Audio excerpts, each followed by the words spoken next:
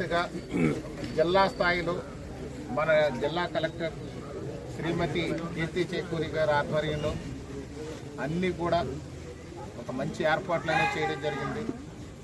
అదేవిధంగా చూస్తే మన రాజానగరం నియోజకవర్గంలో 3 మండలాల్లో కూడా కోరుకొండ, రాజానగరం, సీతానగరంలో కూడా 3 కంట్రోల్ రూములని కూడా ఏర్పాటు చేసి దీనికి ఒక స్పెషల్ ఆఫీసర్ని కూడా వేశారు.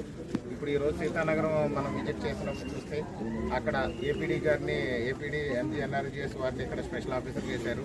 ఎంపీడీఓ గారు, అలాగే ఎంఆర్ఓ గారు, సర్కిల్ ఇన్స్పెక్టర్ గారు కూడా పూర్తి స్థాయిలో మిగతా అధికార యంత్రాంగం కూడా అందరూ అప్రమత్తంగా ఉండి ఇక్కడ ఏ విధమైన ఇబ్బందులు రాకుండా ప్రజలందరినీ కూడా ఎప్పటికప్పుడు పరీక్షిస్తూ ఎవరికి ఎలాంటి ఇబ్బందులు రాకూడదని ముందస్తు చర్యలు చేపట్టడం జరిగింది.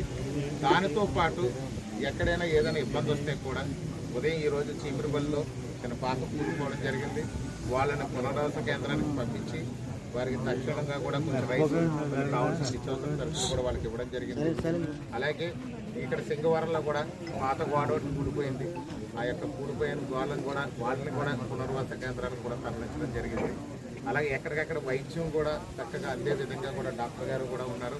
ఇక్కడ మన పిహెచ్సి డాక్టర్ గారు కూడా ఇక్కడే ఉన్నారు. వారు కూడా పూర్తి స్థాయిలో ప్రతి గ్రామంలో కూడా మెడికల్ క్యాంపులు పెట్టి ప్రజలకు ఏ విధమైన అనారోగ్యాలు రాకుండా ముందస్తుగా కూడా అన్ని మెడిసిన్స్ అన్ని కూడా సిద్ధం చేసుకుని ప్రజలందరికీ కూడా సురక్షితమైన నీరుని అందించడం కోసం దానికి కావాల్సిన మెడిసిన్స్ని కూడా వాళ్ళు అందుబాటులో తీసుకొచ్చారు.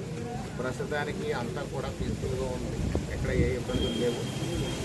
అగ్రికల్చర్ విషయానికి వస్తే సుమారుగా 132 ఎకరాలు పంట నష్టం వాటిల్లిందని చెప్పి మన ఏడీ అగ్రికల్చర్ వారు కూడా ప్రాథమికంగా ఒక ఇన్ఫర్మేషన్ ఇస్తున్నారు. వారు ఇప్పుడు వరకు చూస్తే కొంత ఏదైతే వరిసేను పడిపోయిందో ఆ గెలలన్నీ కూడా నేలలు పట్టేసి మొలకలు కూడా వచ్చేసినటువంటి పరిస్థితి ఉంది.